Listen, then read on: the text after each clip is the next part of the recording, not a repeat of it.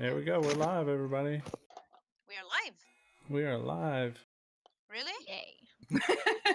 We are. You don't have a camera up yet, Barnos, so don't worry. But we are live. Well, can you hear me? Oh, fuck. Wait. Oh, wait. Am I allowed to swear? Like, Oh, D swears all the time. Okay, that's okay. Yeah. It is indicated You dropped for like mature 6 audiences. F-bombs last episode. Yep. All right, so we're just getting a couple of technical things straightened out, and then we'll be launching officially. So consider this our sound check. Mel, can you go ahead and just talk about anything random? I'm really bad at improv. I'll go ahead and say that right now. Can they hear us right now? Yes, we are technically live. We're not started the show officially, but this is like our pregame, getting everything set up. So we're getting your camera set up. Oh, We can see you now, Barnos. So they know that I am a noob. Yes. Beautiful mask. It's okay, you're a beautiful noob. Yes. Okay. No, maybe I should not do that. Oh, no. Nice. Yeah. Oh, that's amazing. I swear That I'm is not awesome. that confused. Normally I am confused, but I just came back from a thing and I literally put everything on in, I think, 10 minutes? 15? I don't know. It's impressive regardless. I'm Cinderella, man. Seriously, Flamingo Cinderella. Excuse me. The lesser known of the Cinderellas. Oh, we got D back. We have a D. Yay! Hello, D. The invisible man how over we here. doing? All right, how's sound on D? Sounds good to me. Heard him for a sec.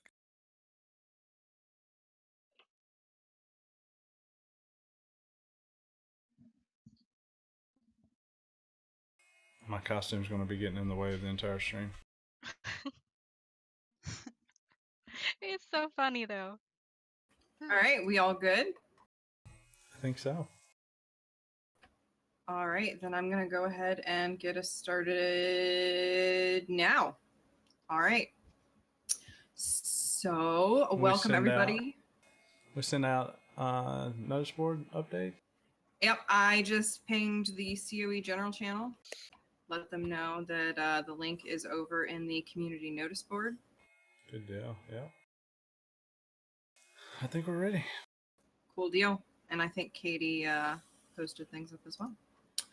So, welcome everybody to our third live stream. This is our special Halloween edition. So you can see that we have some costumes going on. We've got some cool features tonight. Kind of two contests going on. Our typical code phrase for the EP reward for people that are going to participate. We'll get to that in just a second. And then we're also competing. All of us that are here on the live stream today are competing for your votes for the best costume. And our lovely tech coordinator, Katie, will be getting details for that over in the Twitch stream on the side. So without further ado, let's launch right into our code of the night. So for those of you who are turning in for the first time, we do a weekly code with a reward of 100 EP to the most creative, funny, or otherwise interestingly COE-related interpretation. Tonight's code is the bats are stuck in the bell tower. Again, the bats are stuck in the bell tower. And the link to go give us your interpretation will be over in the side on Twitch. So check that out. We'd love to hear what you have to say on that. Tonight, in honor of Halloween, is the topic of vampires, liches, and possibly spirit walking if we have time. And I'm going to launch right in.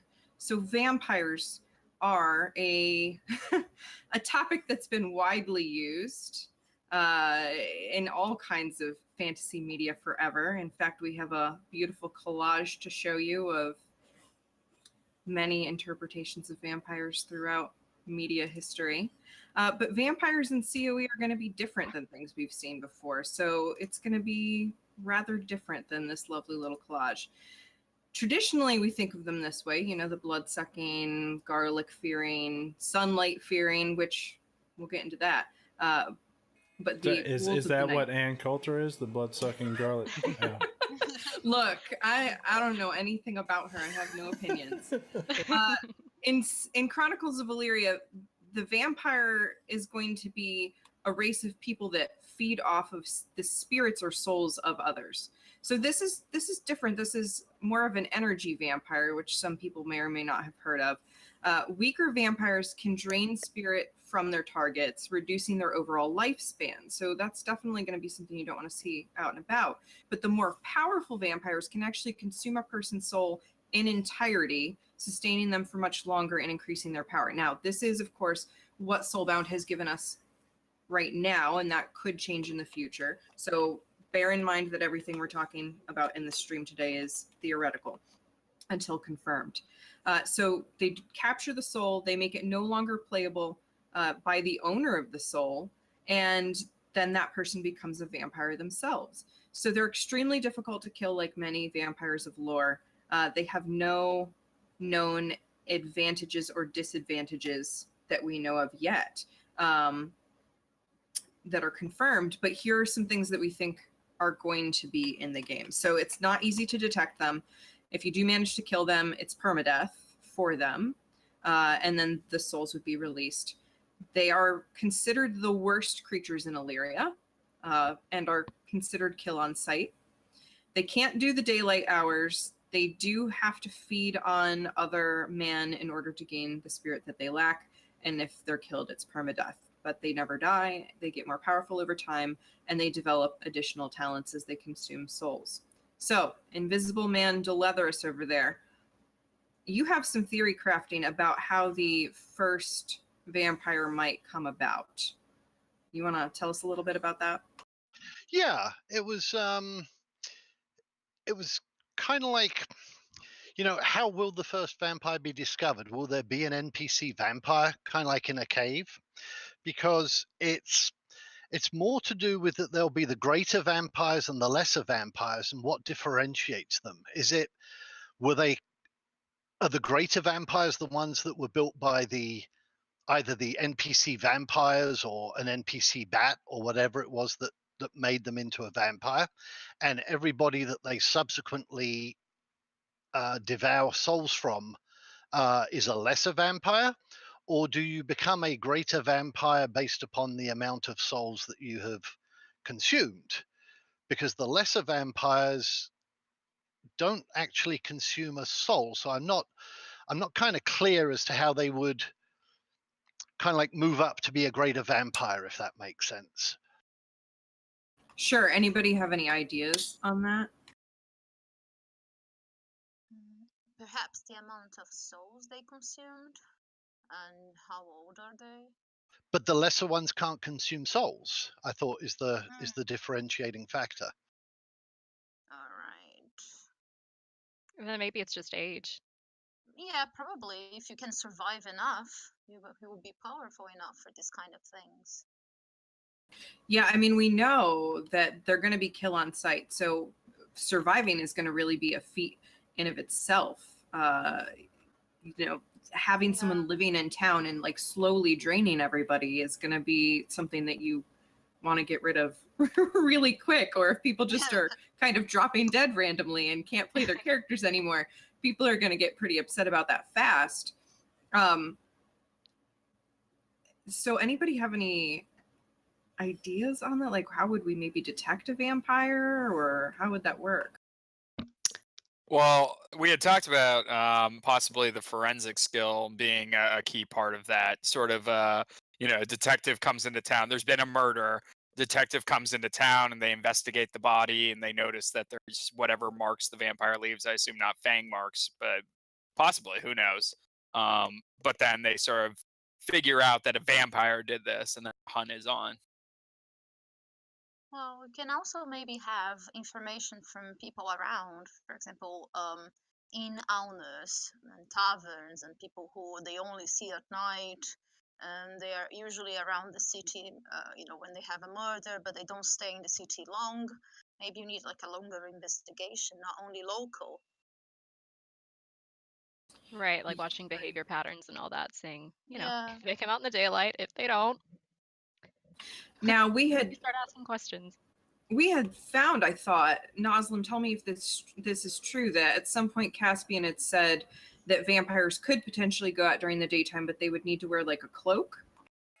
Yeah, you rip it off of them and let them sit there, and there'll be a dot that slowly tick their life away, and that's one of two known ways. Well, we don't know of two ways, but there's been a mention of two different ways to kill a vampire, and that's one of them. The other way we don't know. It's a big surprise. Who knows? But that is definitely, it's been mentioned early in development that would be one way to kill a vampire, is to remove his cloak during daylight, and that will eventually kill them. If you detain them, you get them out in the middle of the yellow brick road and let them just sit there and melt away. I don't know. But yeah. Good times. So, Delethorus, at a kingdom level, how could you see us treating, or kingdoms in general, not necessarily Boardwalk, but kingdoms in general, treating cloaks, or even at a county or duchy level? Do you think cloaks would be something that could become outlawed at some point, or do you think we're going to treat it as kind of no big deal? I would definitely think that we would, for the most part, outlaw cloaks during daytime. I mean, if you're not going to want to have vampires around, you're going to want to make it as inhospitable for them as possible. So banning cloaks, as difficult as that might be to kind of like put in on a county, duchy, kingdom, or settlement level, I think it might be something that we see. The other interesting thing is what if kind of like what if vampires aren't undesirable? What if you have somebody, for example, a count in your kingdom or in your duchy that is very, very trusted, and because of the amazing strength these creatures are going to have, if they say, hey, you know what, we're a vampire, we found out how to do it, we're going to be creating like a little vampire army, we want to stay in the county, we promise to go and feed in the next kingdom over, and if we ever get under attack or under siege or anything like that, we're going to be an amazing force to be reckoned with.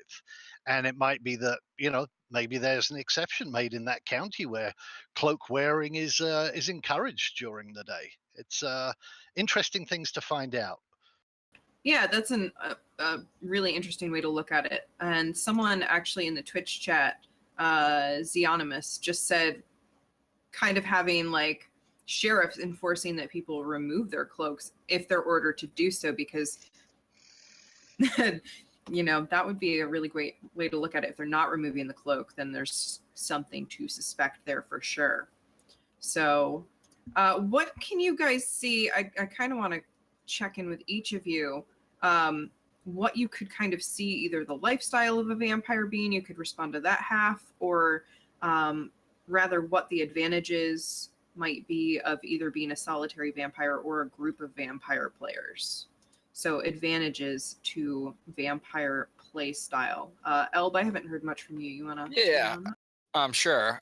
Basically, I was thinking about this earlier, like after we had talked, and vampires seem to break down into two major categories. You have sort of the sensual, like suave creatures of the night, and then you have just straight up monsters that want to kill lots of people. And I could sort of see how either one could possibly be the lifestyle of a vampire in COE. If you're not trying to blend in with society, then you're hiding out in some cave somewhere, or some whatever would give you cover from the sun. So you might be very solitary, you might be cut off from civilization, you might be very like sort of like just a savage creature. Or you could be the type of vampire like from Vampire the Masquerade, or Interview with a Vampire, that's more civilized and sophisticated, and basically you blend in with humanity, and you're very cultured. So I sort of see almost like a dichotomy between two possible types of vampires. Okay, good deal. I could see that. What about you, Mel? Let me think. I mean, personally, I'd probably prefer playing in a group, just because like playing solo the whole time as a vampire, I don't know how fun it would be, but it could be super fun. I think the most fun for me would just be the whole avoiding detection and just kind of tricking people and making them believe that you're not a vampire, and it'd be pretty fun to do that kind of covert. So really playing like more up the deviant style and kind of being sneaky and I under feel the like if you're a radar. vampire, like that's kind of the natural progression, you know, you're already pretty much there. Might as well, you know, go big or go home. Sure. And that makes me really wonder too, is that kind of going to be the way vampires go, or are they going to be similar to some other fantasies where they are more charismatic? Can they lure people in? Is there going to be potentially a role play aspect to it where people can be, you know, vampires can draw people in through high charisma, whether that be NPCs or PC players? Of course, we don't know the mechanics on that yet. We just assume that they're going to be the darker affinity, but what's to say that they don't? You know, the freaking vampire sitcoms and HBO miniseries and all that. You have the good vampires, you know, and they kind of look out for mankind, you know. What's to say that all vampires are going to be dark affinity? Why not have good vampires? Is that going to be possible? Who knows? Yeah, that would Maybe- be really interesting. Sorry. Oh, go ahead, Barnos. Yeah, maybe if you have a good character and it's transformed into a vampire or something like that against its will, but I don't think vampires are key on site for no reason. Like, it's very difficult for a good, like, you know, someone with good affinity just want to be a vampire because, like, you're gonna probably be a threat to other people. So that's not necessarily good. Yeah, I'm really curious on that. Zio said just because you're out when the sun is not doesn't make you a bad person. Absolutely. So We have yeah. dress. I already look like a vampire. Well, at least traditional vampires. Dress are gonna suffer some discrimination because of the vampires and cloaks. That's true because Dross very well may need to wear cloaks in sunnier biomes, and I'm wondering if a lot of Dross are going to get mistaken for vampires. Yeah, I was Oh, thinking about no. that. Poor Uh-oh. Dross. Poor me. Let's see. Dee, I haven't heard from you on this. What could you see the advantages of being a vampire as? I mean, obviously the whole thing of kind of like, you know, being kind of like able to gather souls and gather more talents as you go along. I mean, I think that somebody that is very, very crafty and able to disguise themselves, not necessarily during the day, but just to keep their location secret. I could see, for example, somebody who rolled a vampire basically rolling another tune using another soul to play during the day and everything like that. And maybe the vampire resides in the basement of their house or something like that. And it's all trapped and you can't get into it. And then they play the vampire at night. It's I think it allows for a lot of interesting scenarios. But the thing I think that I also want to touch on is that slavery has been mentioned a number of times on the forums. And are we going to have slavery? Will slavery be a thing? And basically, I think other than people voluntarily wanting to role play as a slave, Caspian has dismissed that fact. And the rationale behind that was basically along the lines of, who on earth would want to be enslaved and kind of like, spend the next bit of time in servitude, which I fully agree with. I mean, it would be kind of suck if you log in and you still got your neck chains around you and you got to go, dig iron ore for the next 6 hours. That said, Caspian has also mentioned that you can release your soul from a character and that character or that NPC would still stay in the game. So as far as slavery is concerned, you would have a way out of it, right? And you could then kind of like go back, get that soul into another heir or a ward or something like that and play it again. And yet with the vampires, they capture your soul and that's it. Your soul is gone, goodbye, until that vampire is killed. And to me, that's worse than slavery. I can't play that. You know, if that was my legendary blacksmith or whatever the case was, you know, he's gone, you know, at least until the guy gets a stake through his heart. So I'm curious as to what the criteria and what the mechanics were in kind of like the decision that it's not okay to kind of like enslave somebody in the game, but they could release their soul and carry on playing their soul, versus it's okay for a vampire to take your soul and you can't get your soul back until he's dead.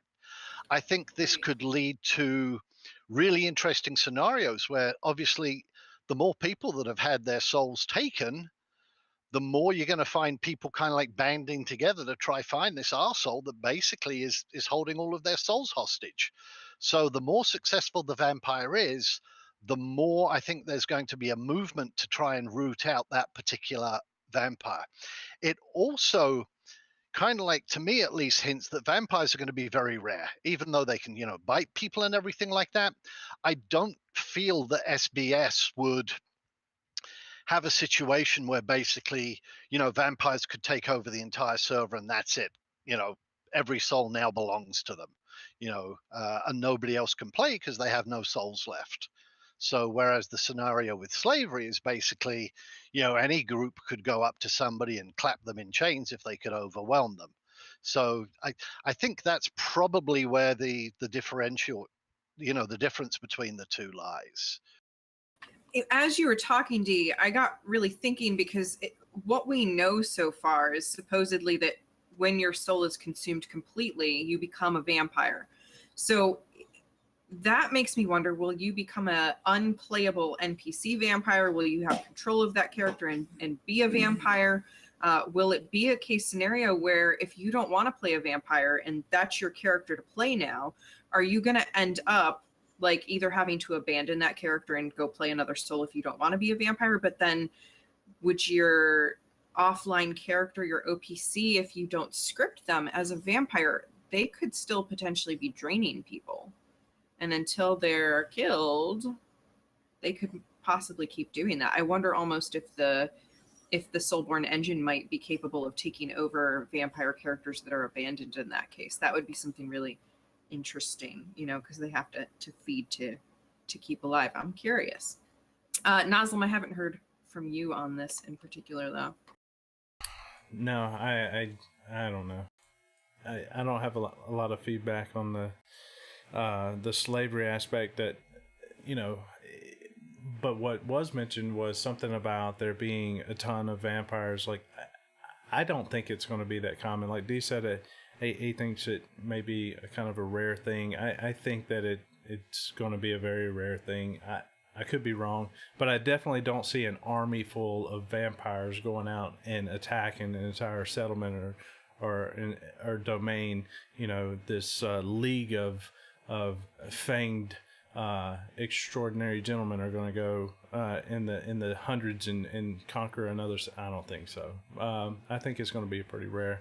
And you know, when we do come across vampires, I think we're going to be long gone, forgot about these conversations, and I think it's going to be a pretty rare thing. I could be wrong.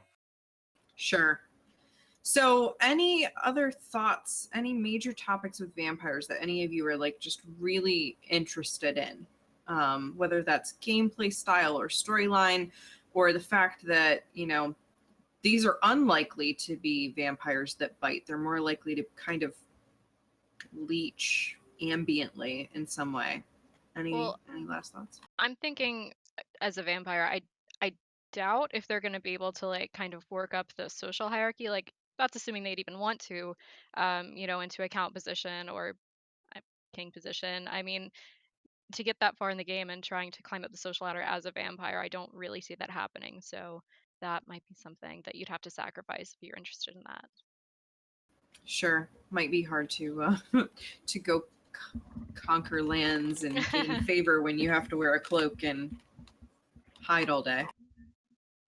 I'm kind of curious about because SBS has said that there's two ways for a vampire to die. One is from not wearing a cloak, and then the other is unknown. So I just would love to know what the answer to the unknown is. And we don't know, so. Right. So any other vampire theories before we move on into Liches? Surely it's got to be the stake through the heart, you know? Right? Yeah. Come on now. I think it's garlic. I see it Throw a being clove of something garlic. totally different. I could see a duke being a vampire. He never leaves his villa. Everyone comes to see him. Even Really eccentric. he sleeps at night. He doesn't have to go out and get his groceries because everyone brings it to him. I think it's totally doable. I don't know. Oh, maybe you can do that indeed. Maybe It'll be a Nas. good lifestyle. Maybe a good lifestyle for a vampire would be moving, like like a caravan, like having a caravan of vampires. So you never stay too long in a place, so people will actually get to suspect you. You try to Right. you're careful enough to avoid that, but still, after some time, people are gonna notice something is weird, and then you have to change your disguise, change your whole thing. You're not a caravan anymore. You need to start selling horses or something. As a caravan or something. Anyway, Yeah, if you move around, you can survive for longer, I guess. What would That's be true. the best disguise for a vampire? Kind of curious. Trying to butcher maybe. Someone who can, who have a good excuse to be working at night constantly. Vampire hunter. Done. No one would suspect you. Nice. Yeah, that I could love be. it. I love it. And that's where And that good affinity vampire comes back in. And Right. your friend vampires can help you with some clues to show that you know what you're doing, What about vampires working for nobility? Can we see any applications there? I think that Dee might have very briefly touched on this. I'm sorry, my headphones weren't working. Can you ask that again, Kit? Yeah, what could we see? Could there be applications or jobs for vampires that nobility might set them up to? Sure, night watchman. Okay. Yeah. Would you let any of them get close to you to sign the contract, though? That's the question. Yeah, that would depend. And that raises another question is, will this be a permanently on ability, or will this be something that, in game there's some kind of interface and you actually have to select to use the ability? I think once you're bitten, you're bitten. I don't think there's no turning back or on-off switch. That's a part of your story now. You can't turn back the hands of time. Sure. I'm wondering, can you capture a vampire and throw like a Hannibal Lecter mask on it and just, keep it on a chain and just carry it around in your army and throw it at the enemy when you need to? Or that's a horrible. possibility for a vampire. I think it's not possible because if you can have slaves, why would you be able to do that with a vampire? Hmm. We've got some good comments over in Twitch. Lofi said, would you have to be predisposed to becoming a vampire, such as having a talent for it? Shun asked, do you think vampires will gain the trait to transform into animals? And then we had one more, I think. I'm looking for it. But yeah, I think that I would be surprised if Soulbound Studios went in the direction of doing animal traits or animal transformations, because I would think that would maybe be a little too inside the typical box. Any other thoughts on that? I definitely think it's going to be a talent. And if you do become a vampire, more likely that you would discover that talent. I don't know, maybe. But shape-shifting has been mentioned as a talent before. So as a normal player, you may never discover that you have that talent ability in your soul, but once you get bitten, that's the spark to ignite that talent within you. I could see that as being a possibility for sure. Just answering a couple questions over here in the Twitch. Arius asked, I wonder if vampires will be able to make ghouls or revenants to go out in the day and do things for them. I see that probably being more of a role-playing contract than a mechanic, unless there is a chance to enslave NPCs. Because I don't see there being a mechanical way to have PCs do your bidding, unless there was some kind of story engine mechanic in play where you're penalized if you don't. Any ideas on Maybe it's that? gonna be like a contract. Like they're gonna have some kind of advantage, some kind of like supernatural advantage or of some sort, and they will help the vampire in exchange with a contract, like any kind of contract we have in the game. Yeah, like forget what the power is called, but in the TV shows and such, where the vampire looks into somebody, like in True Blood, where a vampire looks into somebody's eyes, and all of a sudden they're under their control for a brief amount of time. Yeah, it doesn't even need to be like under their control. I think it can be mutual. Can be an agreement. Like they want to do that. Maybe. Who Sure. knows? Yeah, I can see there being a lot of role-playing potential here in terms of relationships with vampires. But again, it would have to do with, is that power always on, and are you sacrificing your character as a non-vampire, or can you contract with them and have such a relationship where they're not draining you? I think that raises a lot of interesting mechanic questions. You may have problems in society if you're caught helping a vampire. Well, who Yeah. knows? That too, since they're kind of kill on sight. So we have been going for about 25 minutes, so I want to transition into Liches if you guys are cool with that. Absolutely. Yep. Yep. All right, let's go for it. So Liches. We do have one image that has been released by Soulbound Studio, which was a basement supposedly used by a lich in order to hide their phylactery. We unfortunately don't have anything else on them yet other than this brief little blurb, which is that a lich is a player whose evil actions have allowed them to be able to store their soul in a phylactery, which, for those of you who are not familiar with that term, it's basically a mundane object that the soul is stored in. So basically, if their physical form is destroyed, it doesn't matter. They can just respawn. Their phylactery has to be destroyed before they can truly be killed. A lich who died and reincarnated as immortal, however, would have no skill ramps. So there is kind of a downside if you become a lich and you end up back as immortal. You've basically lost all of your character progress. So Dee, you had kind of a theory also about liches, kind of the main difference between a lich and a vampire and things like that. You want to share some of that? Yeah, sweetie. Yeah, I think the main distinction to draw between a lich and a vampire is that a lich basically obviously doesn't consume other people's souls. A lich, we're not sure of how the mechanics are of how they become a lich. I believe Sozu said that it might take 2 to 3 lifetimes for a soul to actually discover even how to become a lich. And that, once you to become the lich, you put your soul into the phylactery, and you don't gain any other souls. And once it's in that phylactery, it's at least from what I'm understanding, it's locked in there. You will not gain any more skills on your soul or anything like that. So are we going to start seeing kind of like people who couldn't resist the temptation of becoming a lich and become a lich kind of like at 2-3 years into the game?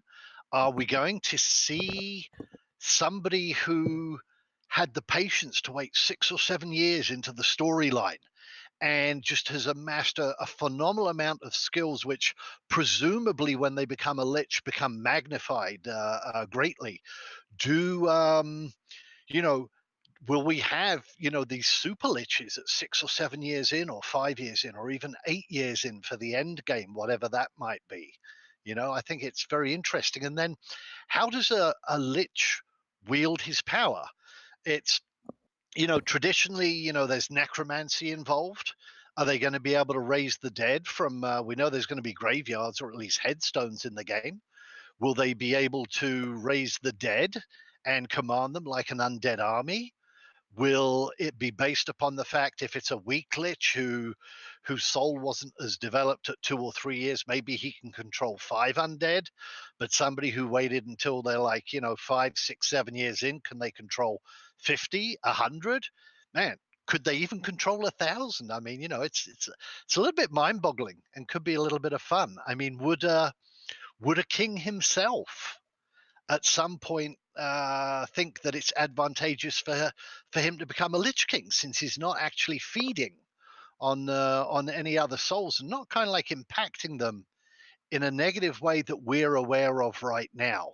Maybe there's a darkness that spreads around him, and starts affecting people that have affinity to the light. It's going to be interesting. Absolutely. So, what about continued aging? How's that going to work?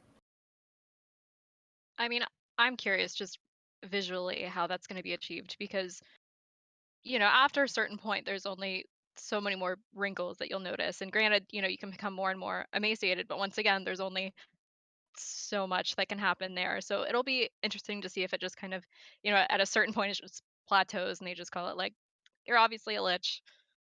And that's kind of it. But, up until that point, it would be interesting to see if they have a plan for that. It's clear from the picture their skin drops off at some point. Just Skeleton skeleton king. wandering around. Yeah. Well, I mean, the art that we have seen that Nazlim just had up kind of showed that, like, literally a skeletal figure. But I mean, at the end of the day, what can you do if your king turns out to be a lich? You've got to find that phylactery if you want to kill him. But does a lich have to be bad once they have become a lich? I mean, there's some question about how you become a lich in the first place and how many souls did you consume and all that good stuff. But could they be good aligned? Could you want to be allied with a lich duke or king or count or whoever? Perhaps. I don't know. For some reason, I just don't see a good lich being a thing. I don't. They're evil. I don't know. That's just my gut feeling on it. He's going to be I a world agree. boss. I think a lich is going to be a world boss. And also, you see that like we have the engine, the game engine, probably is gonna direct people who will be able to transform, like to get to a phylactery and get this kind of knowledge and become a lich. Maybe it will be part of a bigger thing in the game. Who knows? So probably it will be something like restricted to the storyline reserved for evil affinity or something like that. I'd be interested in seeing where people would choose to hide their phylacteries. Like, would you keep it close to you, or would you go drop it in an ocean? Who would do what? I think that'd be cool. Cool to see. Yeah, there could even be businesses around. Well, I mean, it would kind of be like a secret service, but someone could probably make a lot of money off of just hiding somebody's phylactery, being a little nobody in a town and here, guard my phylactery and I will make you rich beyond your wildest dreams. And all you have to do is, stay on the go and keep this object hidden, whatever, move it around from time to time. Like, that could be a very lucrative enterprise when you think about it. Limited clientele, possibly, but still, it could be the the pure volume. Might make it worth it to be a phylactery bank. So Yeah, I see I'm not convinced by this Baranos business model. I see Baranos is trying to compete either with my plague mask or she's trying to woo me. I'm not sure which of the two it is yet. Don't worry. I am the baby bird. You're the king bird. I'm a baby. Oh my. Well, okay, You're that's a the- slap you're the- down. That's fine. You're the big, fabulous flamingo. I'm just a baby flamingo. Don't worry. I'm learning. See the Kingdom Flamingo. Done. Yes. Love it. 2 flamingos. So the other thing, spirit walking back to a body after a soul's been consumed. How in the world would that look? Like, spirit walking after a lich has coup de grace you. If they can take control of your body like it's permadeath, the soul would go back to the archives. But what's going to happen in that case? Are you just not going to be able to play the character anymore? Are they going to go to being an NPC? Are they going to collapse and cease to exist? Well, if a vampire takes your soul, I think you just go back to the Akashic records, and you have to pick one of the other available souls to play. And I think that if your soul has been taken, as I say, that's kind of like that. That's your only option. I don't see any other options. And if that soul really, really meant something to you, I think again, going back to what I said earlier, I think it adds to the storyline in a way rather than detracts from it, because you're going to be hell bent on hunting this vampire down. You're going to become Van Helsing on steroids, kind of thing. Good times. So, Love it. any other ideas what criteria there might be for a lich, like to become a lich? I'm gonna guess you have to have an evil affinity. I keep going back to that, but I would think that would be a requirement. I just can't see like a light side crusader suddenly becoming a lich. I think you need to have a corrupted dark soul. Yeah, that's something that all the cool characters, liches, vampires, all of everything we've heard of so far has a dark affinity associated with it, and maybe they are only allowed to be dark, but where's the lighter affinity? Fancy unicorn, minotaur, angel type, clerical type, goddesses. Where do those come in? We've heard nothing of those. Do they exist? Is it all dark? I don't know. I want to Maybe. become a Dross fairy. I'm just going to throw it out there. Dross fairy. That's So- beautiful. I do want us to wrap here in just a little bit. I do want to remind everybody who is tuned in to vote on our costumes for best costume of the night, if we can get the link up in there real quick again. And then I have one more thing that I dug up that I'd love to kind of delve into. And then I'll ask our wrap-up question. So Soulbound has mentioned that when we die, so this is a nice creepy Halloween topic, our bodies will slowly decompose down to a skeleton rather than the body actually disappearing like they would in pretty much any other game. And they've been asked how they would handle dead bodies. Will they disappear? Will they have like cemeteries or catacombs?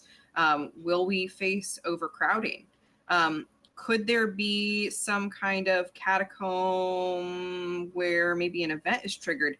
And the studio did say there could be some story arcs spurned by having a bunch of dead bodies. So what could those storylines look like?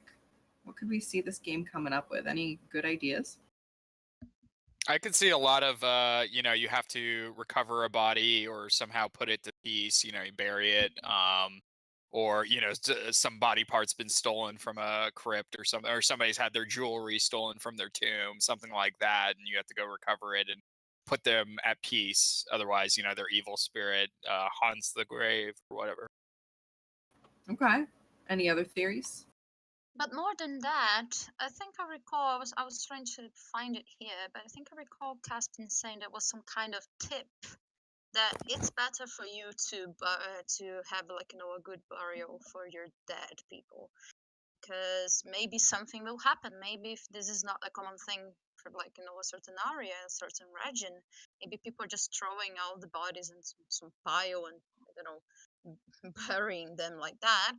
Maybe something can happen, because I think the gaming giant is going to be watching everything anyway, and it's going to generate something, maybe an event, maybe will attract something if you don't take care of your dead bodies. That's kind of terrifying. Yeah, it's cool, right? So exciting. Absolutely. Yeah, the one thing that they had mentioned was someone asked, if we buried 10,000 bodies in a crypt, could it trigger a story arc? And Caspian straight up said something like that could definitely happen. So it would be really fascinating to see what kinds of stuff that they're going to come up with. I think that the depth of the story engine is going to be really something to behold, with just kind of the crazy things that it could potentially come up with. So, wrap up question. And this gives us an opportunity to wrap up our votes for the costume and wrap up the votes for the code word.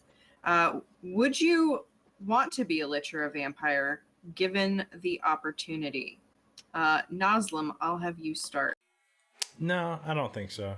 I think that it's an interesting storyline, and I think that it's something that's going to be fun to play, but I think it's like so far off the beaten path that I think, that sort of play style, it would almost guarantee you, I'm a social gamer. I like to play with my buddies, and I just don't see liches and vampires having a whole bunch of buddies. Just to leave it plain and simple. Good deal. What about you, Elb? Yeah, no, it's just not an interest of mine. Yes, I want to do it. Elb would rather hunt them and kill them. Yeah, exactly. Yeah, I'm pretty big on vampire hunting as opposed to being a vampire. Let's see. Baranos, would you want to be a vampire or lich if you had the opportunity? No, I am too overprotective about my stuff, my objects and my soul for this kind of stuff. But I would love to be friends with one of them, or maybe just to know them. I don't know. Fair enough. Mel? I'll be a bit different here. I don't think I go out of my way for any of this to happen, but I think that potentially, like the vampire storyline, it could be fun. It could be really interesting. So I wouldn't be disappointed if if it happened to happen. Like I said, I'm not gonna go out and look for it, but if it happens, and make the best of it and kind of see how that goes. All right. D? Yeah, I'm going to go against the grain also. It's not something that I'll be researching, like Mel said. But I could see playing a lich. I don't know why I draw the distinction. I wouldn't see myself playing a vampire. I don't think I'd like or enjoy that. Because I think you almost have to go out and capture other people's souls. And whereas that's a part of the storyline, I'm not sure that I want to be responsible for taking somebody else's soul away. However, being a lich, I don't know. I think you get 5-6 years into the game. I think there's going to be you're going to have made some enemies somewhere, And I think going out as a lich and messing them over could be a lot of fun. But you're gonna miss everything. Like you're gonna lose everything you achieved through the years if you die. It would be so sad. Yeah, there's definitely a con. The thing there is to hide your phylactery properly, isn't it? Yeah, but eventually, who knows? Oh my god. All right, and then I will wrap us up. I think I got everybody. I would go with it if it happened roleplay wise, but I would not go out of my way to make it happen, for sure. For sure. So, the winners of our competition, we're going to wrap up here. First of all, thank you all for tuning in, and a special thanks to Soulbound Studios for actually sharing our stream tonight after their awesome game that they played with Town of Salem today. The winner of the costume contest amongst us is Baranos. Congratulations, Baranos. Woo! Baby Flamingo. Congrats. Yeah. So good. And our winner of the code word getting the EP is, and you need to let us know that you are still here in the stream in order to get your reward, is that bat is really a vampire. He opened up a shop in the bell tower and can't go out during the day. The bats are stuck in the bell tower, and he is a sole proprietor. And this was a play on words because sole proprietor was SOUL instead of soul as in the only. Well done. So congratulations. That is Arius. I know I've seen Arius in chat. Arius, you still here? Woot. He's So here. awesome. So Arius, hopefully you gave us your contact information here in the form, and Delethris will be in touch with you. Thank you guys for tuning in. Our next live stream will be in 2 weeks, which, let me look at the calendar. That is November 9th. So it'll be at 8 p.m., assuming there's no strange events happening. And we will let you know if anything changes. So thank you all for tuning in. Yeah, And thank just all our guests. Just before we go, I do want to thank everybody for watching.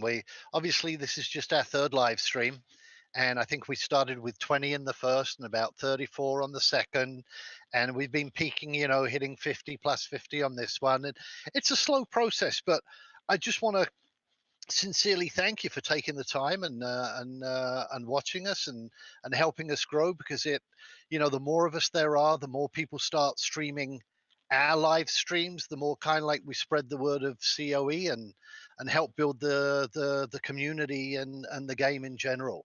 So thank you, everybody. Yeah, and just to piggyback off that, Van Waxil has taken a vacation of sorts, but he will be back to streaming next month. So give him a look. The Town Crier, any local streamer, any live stream that you see supporting COE, get out there and give them a like, give them a follow, watch what they have to say, give them some feedback, encourage them. So we just got to follow there. While I was talking about giving them a follow, that's great. But yeah, support them, and we appreciate your support. Absolutely. Thank you guys so much. And we'll see you in 2 weeks. Have a good night. Bye.